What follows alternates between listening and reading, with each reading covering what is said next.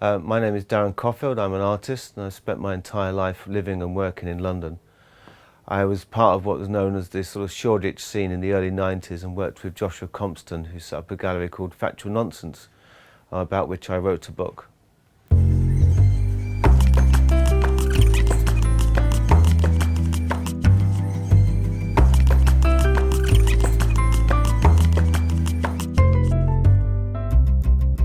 I think what's interesting about nowadays is there's a lot of parallels of what was going on when we were leaving art school in the late 80s.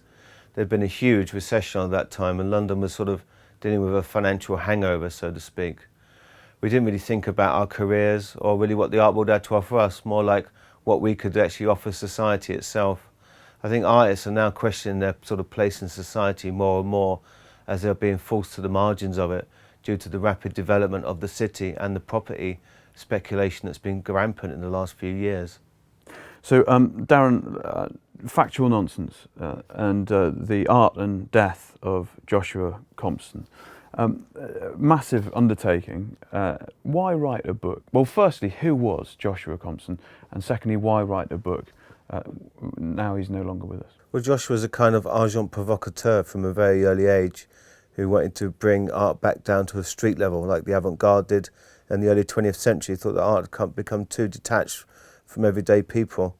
And he was a fascinating character, but obviously his ideas of art, which were quite socialistic and were against what a lot of people were practicing at that time, where they were following Charles Saatchi and the Saatchi collection, his ideas were completely out of fashion. But with the sort of progress that's now happening in London, where people are being forced out of their studios and creative spaces are being lost, it appears he had quite a great deal of foresight. So talk a bit about that foresight, and you mentioned Saatchi. Why was he so out of kilter, and why would he be in fashion now? Well, Charles Saatchi didn't really realise how to deal with someone like Joshua, because Joshua wasn't in it just for the money per se. He thought that art could revolutionise everyday life of people. So, for example, he wanted a better Woolworths. He thought there should be better, deodorant bottles and things like that, and art should be involved in every aspect of life.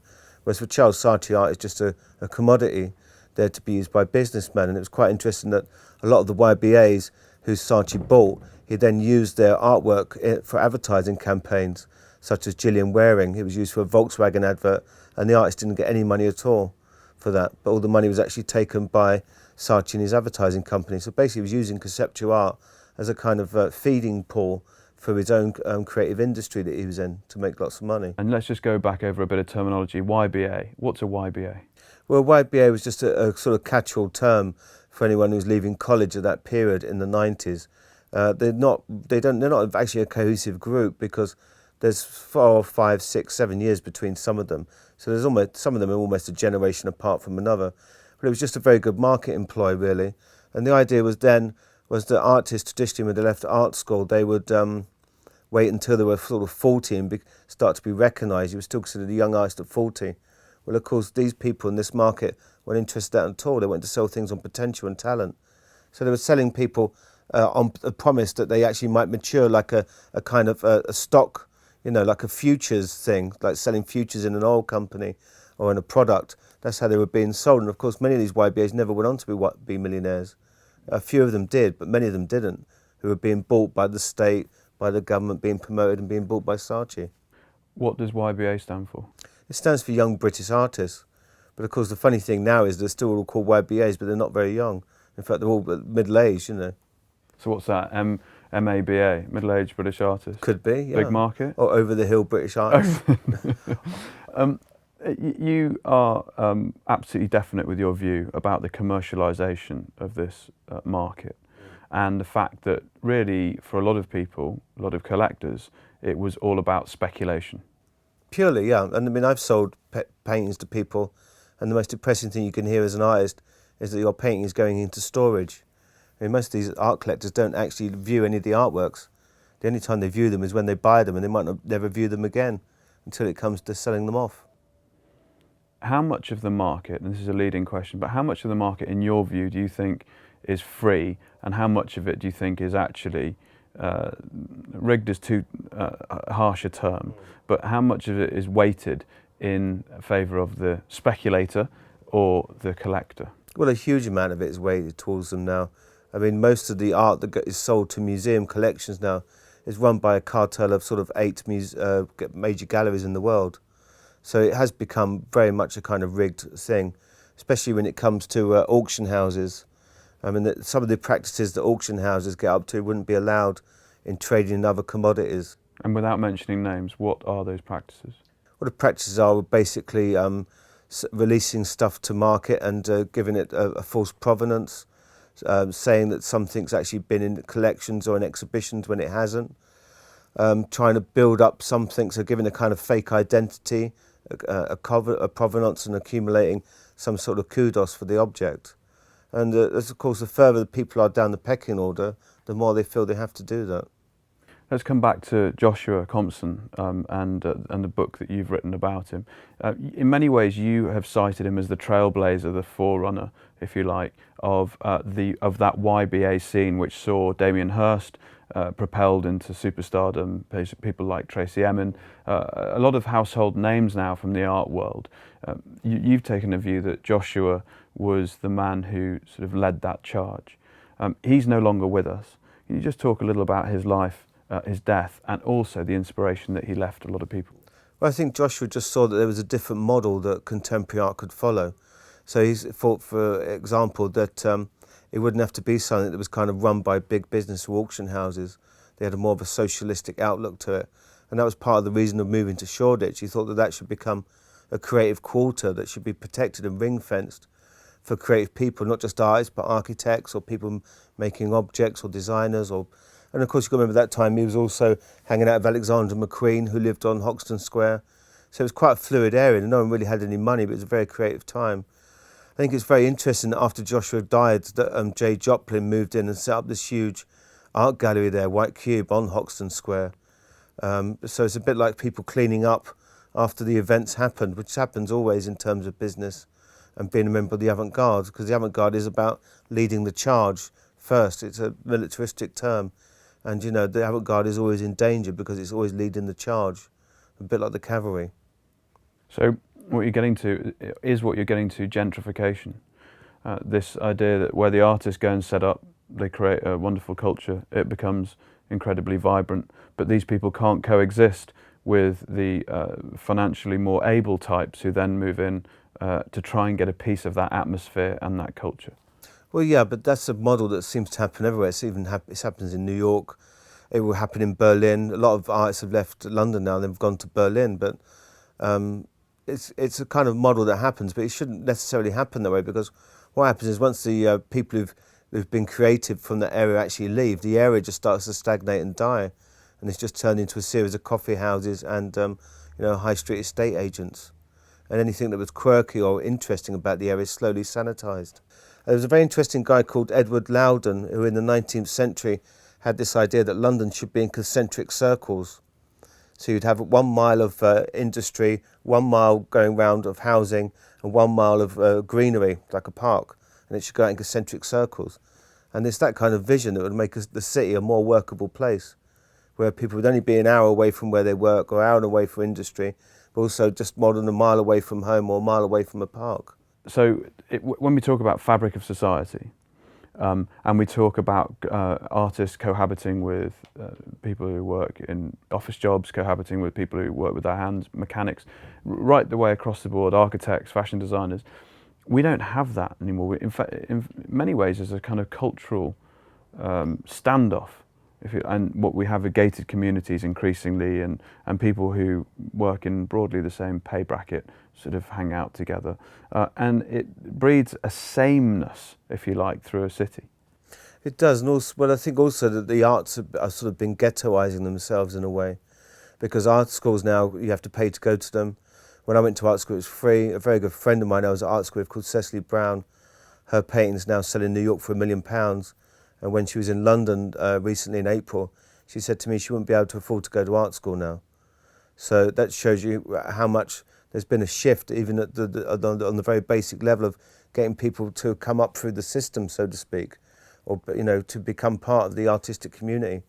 That there will be lots of people out there who are very talented, but have been basically cut out of the whole sort of cultural horizon because they literally can't afford to go to university or art school anymore.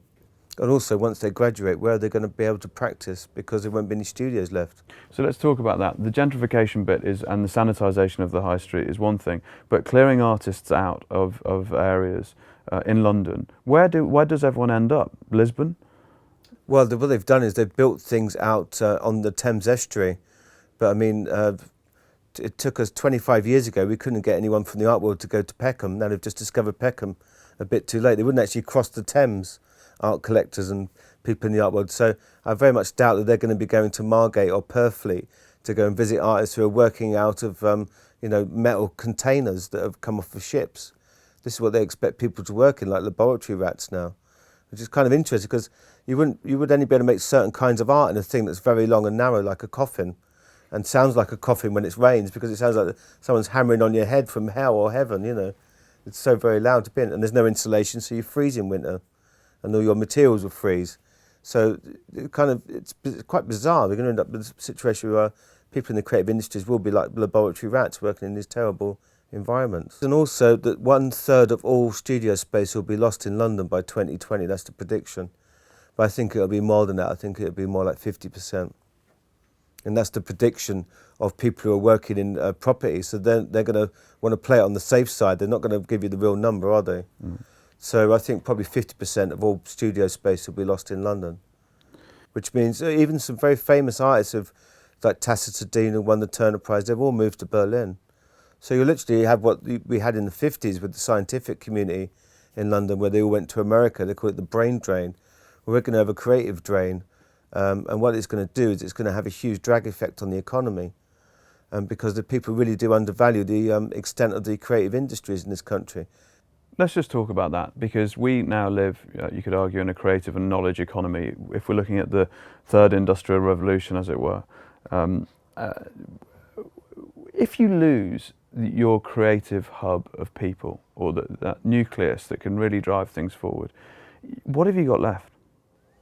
Well, that's interesting, isn't it? Because I think that you'll just end up with this huge cultural drag effect, a bit like what happened under Henry VIII. When Henry VIII banned all painting and drawing in England because of the destruction of the monasteries and having control of propaganda and whatever, it had a terrible effect on our culture. And it's quite interesting also that it will affect the balance of payments and the trade, because most of the big galleries in New York have moved here in the last 5 years. All the big galleries from New York and the States that are big money galleries have moved to London because they know this is a good place for art and creative people. They haven't moved to Barcelona, they haven't moved to Madrid, they haven't moved to Lisbon, they haven't moved to Rome, they've moved to London. But what's going to happen is no one's coming through the creative process in London to bubble up to the top anymore. And so basically it's almost like it's being starved of fuel. The whole motor that turns the creative engine is actually being starved of fuel, because it's being starved of people leaving art school and the studio space to practice in.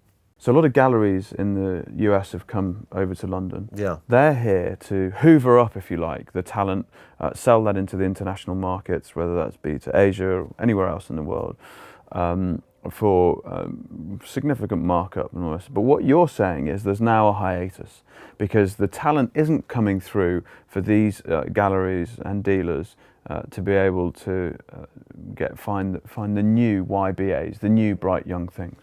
True? True, and also the galleries are working on a kind of collective amnesia where they pretend that these people are doing something new, and actually it's already happened before in the history of art. So that's become much. So the idea of originality, which was a great point of modernism, and modern design and modern creativity, the idea of being original and being true to yourself, that's completely gone out the window, because you're now into commodification of things. And if you look at fashion now, and in fact everything else, we're back to monoculture. Not many people now, and certainly not artists, and I think probably agents of artists tell them not to break out. There is a sameness again, but people are scared to walk to the beat of their own drum. You're not one of those people. Joshua Compson certainly wasn't one of those people. But the mass market almost requires that now. Yeah. And the thing about artists as well is they have to make the kind of art that can be mass produced.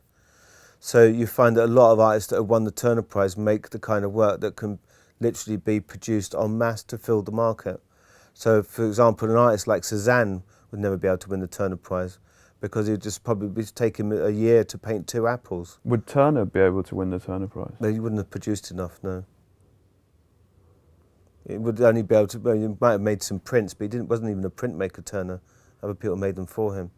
It's interesting when you look at the way the art market works now, and with all these huge prizes and monies being offered to sort of make it look like that we're fueling the art and being creative and trying to pull people out of obscurity and make them famous, that most of the greatest artists this country ever produced would not be able to win the Turner Prize. The irony burns. Well, it's just because they wouldn't be able to fill all the gaps in the market for that year. Because the dealer wants to take you from the Turner Prize and say, we need 30 or 40 or 50 of these to put in all the different museums around the world now. Because in 12 months' time it'd be too late because someone else would have won the prize. So that really is just a response to the market condition, or market Completely demand. driven by market, yeah. So, and I know we've been around this point a fair bit, but so the negative effects of the market on the art world are clear for everybody to see. But a lot of people don't even see it like that. Everyone thinks actually the market's at work, and it is a almost Darwinian system where the good stuff rises to the top and the other stuff drops away. Well, that's patently not true, but the thing is, because every kind of part of the art world is interlinked in some way, that you won't get people admitting that actually the market is sometimes having very negative effects on people, especially gallery owners, because they're literally trying to drive the market or steer it, but sometimes the market is steering what they're showing and what they're doing. I mean, the market is almost kind of, one minute you're getting it to work for you, the next minute it's working against you. I suppose the trick is to be a kind of impresario, like some of the most famous art dealers are, who make billions of dollars a year, and to be seen as someone who holds the whip hand with the market, because the market is literally like a raging bull, out of control. So like a 3-step guide to become an impresario or whip hand of the art market, how would you do it? First, find an artist. Secondly, inflate their price by getting other people to bid for it at auction. And then therefore, you actually keep raising their auction price, but actually no one's really buying it because it's a fake patron of the arts who's buying it. That's a well-known technique which happens quite a lot in the Far East. You can make someone's share their price in their work jump from, say, $2,000 to $250,000 in a year just by keep putting the same thing back in auction, so it appears to be going up in price and prestige. And thirdly, just employ a very, very good PR company who tell you what they should say and how they should behave and what they should think in public. Fundamentally stage managed, the whole thing. Yeah, pretty much. I mean, at Damien Hirst's retrospective of his spot paintings he did with Gagosian, he refused to speak to the press. They had to be held in another part of the gallery, and he wouldn't talk to anyone for the press at any of the openings. And the reason? Because he didn't want to answer any questions, because people might ask him the obvious question, why did we all want to look at all these spot paintings? Or why did you paint so many? What was your view on them? Well, it's up to him what he wants to paint or what he wants to show, but why invite the press along in the first place if you don't want to talk to them? And this cat and mouse is enough PR, enough oxygen for the PR machine for it to keep pumping? Yeah. And then keep the oxygen around your work and saying everything but saying nothing? Well, practically everyone who's become a very famous artist in England in the last 10 to 20 years actually employs a PR company. That's why they're in the press so much. Tracy Emin has a PR company. Damien Hirst had one from very early on. We're talking about people in their 20s who were working with PR companies who just kind of within 5 years of leaving college. That was a completely unknown thing for an artist to ever do 20, 30 years ago. And so now you've got people leaving college almost immediately now who are at the Royal College of Art or whatever, and they're plugged straight into the system, and they'll start working with a gallery and a PR company very early on.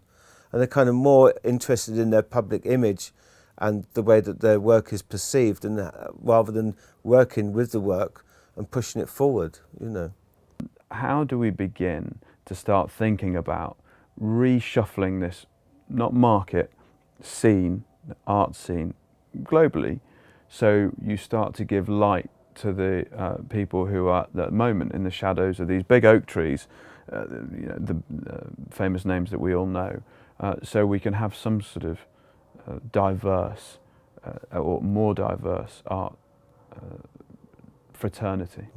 Well, I think it's just these things always go through cycles, and I think social media and the people going through art school now and what's been happening in terms of property is just where you can see that the fulcrum's about to turn and change, and that there is a sea change will happen within the next 4 or 5 years. Can you feel that at the moment Yeah, intuitively? very much. Because It's about to go to the bottom of the cycle. You're going to lose 50% of all the studio space in London, and it's going to hit a crisis point, I think. Isn't it interesting though that the way the property market and the art market have mirrored each other? In many ways, the YBAs, the Young British Artists, the last raft of them that went through really didn't just pull the ladder up. They slammed the door on anyone else trying to get up that ladder. Exactly the same thing has happened in the property market. Here in London, 350,000 people who want to buy a house of their own so they can call it home and not have it as a vehicle to flip or speculate or buy to leave or buy to let. It's one industry mirroring another industry. Yeah, but the art world was known as the art world, but it's the art industry now because of the processes it goes through and this idea of being able to fill all these gaps in the market and always looking for new markets, i.e. China, to sell artworks to, whatever. But the interesting thing about the last recession was that in the recession in the 1990s, property was allowed to crash. And what's happened during this most recent recession is that the government has deliberately kept property up high and kept its inflation of property going up to what they say to revive the economy. But what basically it's done is it's taken the ladder out from a huge amount of people and stopped them from being able to get on the ladder and become property owners. And the similar thing has happened to a lot of creative people. They're not going to be able to become creative, and there'll be a lot of potential fashion designers out there. You know, the next Vivienne Westwood or whatever might not have been able to go to art school because they couldn't afford to pay. The next Cecily Brown might not have been able to go to art school because they couldn't afford to pay. How do you solve it? Because I do know that you have started teaching at art school. From that perspective, how do you begin to solve it? Well, it's difficult, isn't it, to work out where the funding for the arts should come from. It could be taken on as a form of tax off of auction houses, but those kind of things are always very unpopular. And the auction houses always, sort of say, well, it's affecting our business. I think there will be a natural sea change. I think that people will say that we have to support the arts more. And, basically we have to fund it correctly, whether that's from government or from getting institutions that make a lot of money out of art commercially to fund them. Is there a element within the scene or within the art world or industry at the moment that means you have to outshock, whether that's with banality or whether it's with profanity? Well, it's probably the easiest marketing tool is shock, in the sense that you're competing for news space, and it's absolutely wonderful for a PR company if they could find an artist who's capable of shocking people in any sense or form, because it makes their job much easier to get the artist into the newspaper and the press. So that's the real point of it, really. For example, someone like Mark Rothko nowadays wouldn't get very far at all because his paintings are quite sort of almost like Zen Buddhism in a way. So he would have absolutely no shock value, and people will keep using the same old tactics if they can keep getting away with it. But it will come a natural end to things because people will realise that the newspapers don't want it anymore, the public don't want it, and it's being counterproductive. And this happens with all sorts of things, And now that we're at the bottom of the cycle, it's quite noticeable that the people who are trying to be the most shocking are getting less and less coverage. So there's hope. There's hope, and also what's going on in wider society. When you've seen the terrible images of civil war and refugees, it makes a lot of what people are doing, artists are doing, just to be shocking, seem rather glib and a tad inhuman in a way. I've had a long-held view that social change doesn't really ever come from the political class. My view, is just looking at society and looking at history, social change has always come from the arts. Once things, opinions and, let's say, social conscience begins to shift within the artistic realm, ultimately that filters through for the rest of society. And we look around the world today, we look at Russia, we look at Syria, we look at Turkey now, we look at the atrocities that have happened in Paris, Beirut, Mali, the list goes on. Globally or nationally, what role do artists have to play in commentating on that social shift, on those megatrends, and in some way trying to influence them for the better? Well, again, I think it's about working more on a local level rather than thinking globalized. Because if everybody in their separate countries and their separate specialities worked on a more local level, they'd engage more with people. I mean, hopefully it's the mass of humans that actually change history. It's not one individual, because you need masses of people. There's that kind of history of idea of masses of people working against each other and causing friction and creating history. And that's what you need. You need artists to be working on local levels to get people going, to get them interested and engaged in art, and how art could actually affect society and the way we view ourselves in society, and how we want society to be around us. And is there still a society? You know, as Margaret Thatcher said, it wasn't very important. We now have someone like Jeremy Corbyn who's just been elected. And he's the UK Labour Party leader. Yeah, and I think that even though he might not get into power, it doesn't matter. It just shows that finally the debate is opening up. The two main parties are actually trying to create a kind of distance between each other, whereas before they were trying to have no imperceptible difference between them to see who could get elected. Now there's definitely is a trend to questioning things and trying to cause a political divide. So as we wind up, I'm going to ask you for a prediction.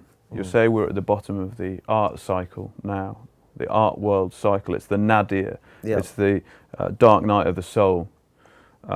Where from here? My prediction will be that things will get better, and that artists will be worrying more about their work and where their work is taking them rather than where the market's leading them. Being at art school now and teaching at art school, you can actually see that the students are coming and questioning what the establishment is actually about, that they've been sold this sort of promise of attending. And I think that it actually start changing from the bottom with social media and things, that the younger generation have become very, very cynical about how the art market works and the kind of art that the art market has been producing, which seems completely irrelevant to their lives. And do you think that will happen? I think it will. I think it's just a reaction against the market being so dominant for the last 2 decades. I just think that people would it will just be seen to be seen as being incredibly uncool to be sort of like market led, and it's already happened with Damien Hirst. There's a lot of art students now who are at art school who consider Damien Hirst to have sold out by the time he was 27. So those sort of old-fashioned ideas, you know, that go back to James Dean and Rebel Without a Cause and The Wild One with Marlon Brando, which takes us all the way back to our earliest days of, you know, post-war artist as the rebel kind of thing. They're all coming back into fashion again, those notions about being outside the system, being a rebel, not selling out, you know. It's now becoming the vocabulary of a new generation. Congratulations on the book. Thank you. And you must miss Joshua Compson. Well, I do. It was probably the biggest pain I'd ever met in my entire life, but it was because he was like one of those, who was the philosopher they hung? Who drunk holy hemlock, was it No, it was Socrates. Socrates. So he got in terrible trouble by going around and asking people empowered, ordinary, very banal questions, and that's what Joshua was like. So Joshua was kind of like the Socrates of his time, you know. He was going around and saying to people, well, you know, you're Charles Sartre, you buy all this art. Why do you buy all this art? Who's it for? You know, is it for you? Is it for your great glory? Is it for society? Well, if he'd have towed the line and didn't kept his opinion to himself, which many people do in the art world, he'd have probably become very, very rich. But he was always going around telling people what he thought, and that's kind of poison in the art world, really. It seems to me, though, that you've carried on that tradition because you have a love of truth, really, and you want to get an authenticity. Well, I think the most interesting quote I've ever heard was from Lech Wałęsa when he became the head of Solidarity during the strike, and he said, there's one simple truth, and that's the truth will win. And I think that should be every artist's motto. What a brilliant place to end. Darren, thank you so much for your time. Thank you. This is a Meet the Renegades badge. It's a Renegade pin, and it's for those who think differently. It's certainly one of those. Great, thank you very much. Thank you.